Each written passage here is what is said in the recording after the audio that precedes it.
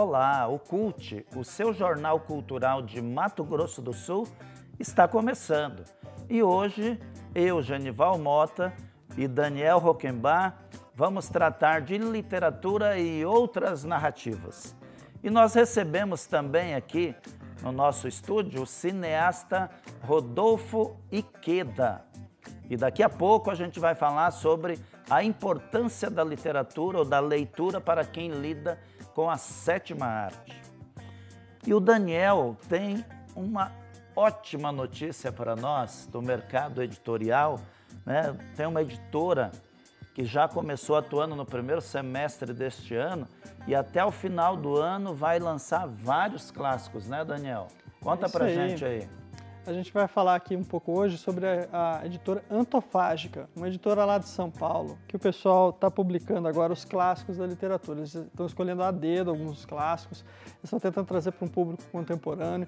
E eles já trouxeram Metamorfose, que está com o Genival, e o Memórias Póstumas de Brás Cubas, né?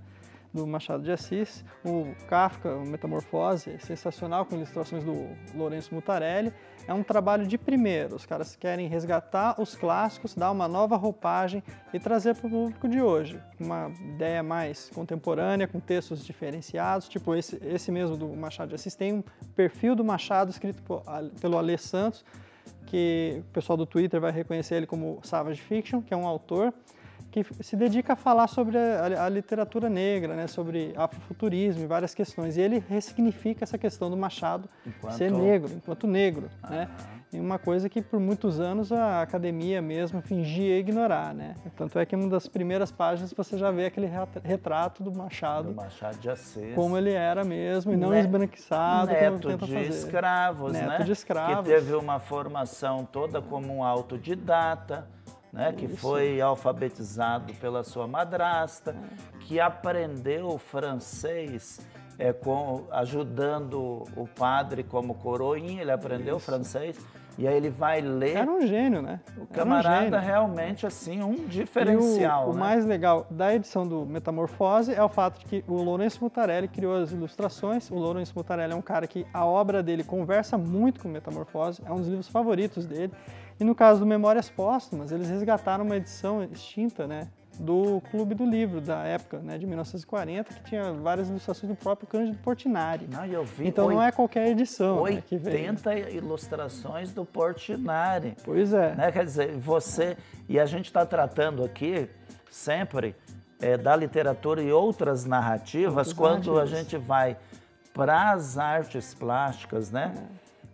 E a gente vê que essa narrativa ela vai caminhando tanto ali nas letras quanto na pintura e vai chamando a gente para dentro do texto e o texto para dentro da gente, não é? O interessante é compor o texto junto com essas artes, né? No caso do Mutarelli, por exemplo, o caso do Metamorfose, ficou sensacional a abertura, a primeira frase, quando o Gregor Samsa desperta de sonos intranquilos, mostra uma série de ilustrações do Mutarelli mostrando o Gregor acordando, até formar a primeira página, a primeira fala em várias páginas. Isso é sensacional, isso é coisa assim de editores dedicados mesmo. E o lançamento desses dois clássicos, você falando agora, a gente pode falar também do diálogo entre as duas narrativas com a questão do estranhamento. E do fantástico, né? E do fantástico. Você tem o Gregor Samsa, que acorda e agora é um inseto, um enorme inseto, você tem o que morto algumas depois, pessoas às vezes temem falar que é uma barata, mas em momento algum a narrativa fala disso, não nomina, e o Kafka ele trabalha com essa questão de deixar em aberto para ter várias possibilidades de leitura, e aí você tem o Brás Cubas morto narrando a sua história desde o nascimento, e assim, são clássicos que têm realmente desafiado aí os séculos, as dezenas de anos, né? A gente tem aí já há um bom tempo, né? Eles ultrapassam gerações, né? Sim. E se ressignificam a cada vez mais, né? Os clássicos são os que ficam, né? Sim. Então, assim, é uma coisa muito importante. Tem aquela frase do Calvino, né? Que você já falou, né? que o clássico nunca termina de dizer... Nunca termina de dizer o que tinha a dizer. Que ele tem para dizer. Ele está sempre em aberto. Ele é muito pujante, né? E aqui no nosso programa, no CULT, principalmente na terça-feira, a gente está fazendo esse trabalho de mostrar, né, Daniel, que um poema, uma narrativa, amplia o nosso mundo. Então, você deixar de ler esses livros, você apequena o seu mundo.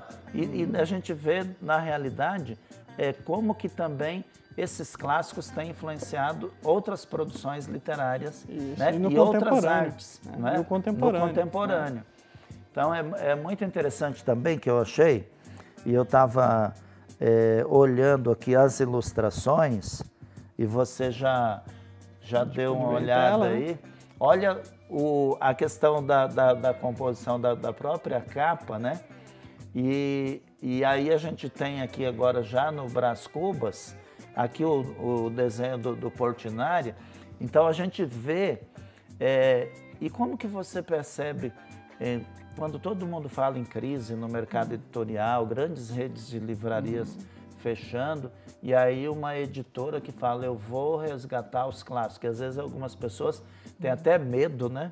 Acham que são livros intocáveis. Essas editoras contemporâneas, as mais recentes, o pessoal tem feito uma coisa mais ousada, que é publicar justamente aquilo que não vai ser uma coisa que o público esperava, mas ao mesmo tempo vai trazer. Só que eles ressignificam. A partir do momento que eles trazem uma obra, por exemplo, se fosse só mais um Memórias Póstumas de Brás Cubas, a gente já viu muitos por aí. O Kafka mesmo se encontra vários. Sim. A questão é trazer todo esse trabalho editorial, trazer as pinturas do Portinari, trazer as pinturas do Mutarelli, agregar com texto, agregar com uma edição bonita, uma edição diferente, né? Essa coisa assim agrega algo, né? Já não é mais a obra do Kafka, é a obra do Mutarelli. Já não é mais a obra, né, só do Machado. Também tem o Portinari. Então os textos, essas coisas assim ressignificam.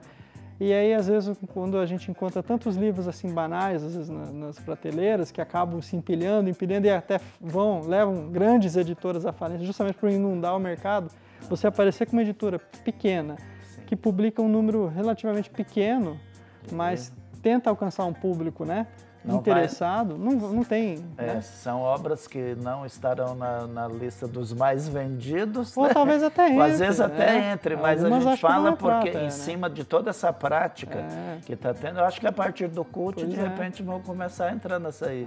Pela Agora, a força próxima, dos por programas exemplo, que vão divulgando. A próxima é O Coração das Trevas, do Joseph Conrad. Eu acho que tem tudo para dar certo, né? Porque é outra obra que, por exemplo, já teve várias, né, visitações, mas mais uma com ilustrações, mais uma com edição diferente, né? Então acho que dá para investir sim no mercado. Tem que ser ousado, tem que pensar diferente, tem que pensar nos leitores, não só nos consumidores, né? Sim, mas nos leitores, na reflexão que aquela obra provoca, né? Hoje em dia tem muita gente que estoca livro, né? Sim. E aí depois param 6 meses, passou a mania, comprou tanto livro, não lê nenhum, né? E agora foi bom você falar essa questão dos leitores, porque nós estamos aqui com o Rodolfo Iqueda, ele é cineasta, e a gente quer conversar com você sobre a importância da leitura para a sétima arte, né? E não só para a sétima arte, mas para todas as artes, né? Você como leitor, como produtor audiovisual, qual que é a tua opinião sobre essa questão da leitura, dos clássicos do contemporâneo? Sim, a literatura é muito importante, né? Eu, inclusive, uma manhã despertei de sonhos intranquilos e comecei com Kafka, de certa forma, na literatura e Machado, né? Eu acho que a nossa geração pegou muito o Machado e vários contos do Machado também, o Alienista, Espelho, ele discute sobre essa estranheza que você falou. Então a literatura é um veículo super potente, né, para discutir questões antigas e ao mesmo tempo atuais, como Kafka e Machado fazia, e ao mesmo tempo despertar esses, né, sonhos e também essas representatividades, né? Vocês falaram da questão do Machado, né? Ele, poxa, foi acho que um dos primeiros negros a entrar na Associação Brasileira, né? Academia Brasileira. Na Academia Brasileira. Na realidade, ele é um dos criadores da academia, o primeiro presidente, né? Isso. E que se chama Casa Machado de Assis. Toda vez que eu vou ao Rio, eu faço uma visita e é muito interessante. Você tem ali os móveis, a estante, o acervo literário, ambiente, né? É um ambiente muito legal. Você faz uma visita guiada por atores e atrizes. E aí, então, é muito interessante isso que você falou, Machado, como essa base cultural para nós, né? Sim. Mas legal. E falando em academia, né, o Daniel vai dar uma boa notícia aí para nós da nossa academia aqui no estado. Isso aí. Tomou posse ontem na Academia Sul-Mato Grossense de Letras a escritora e cantora Lenilde Ramos, que passou a ocupar a cadeira número 31. É muito interessante a questão da Lenilde Ramos, cantora e escritora. Eu vejo que a academia, é uma opinião minha, ela está se arejando na medida em que você vai trazendo pessoas que estão aí ativas na cultura. Ela escreveu um livro interessante, né? A Menina Sem Nome, se não me falha a memória. A História Sem Nome. A História Sem Nome. E ela conta a história dela, da irmã dela, e envolve também informações sobre o Hospital São Julião. Né? Então é uma obra que vale a pena ler, e a gente aqui no CUT fica muito feliz quando essa área das letras estão sendo valorizadas com esses escritores contemporâneos, né? Mas para você que gosta de ler e escrever, tem uma outra boa notícia da nossa Academia Sul-Mato Grossense de Letras. Eles lançaram a edição 2019 do concurso de contos Ulisses Serra.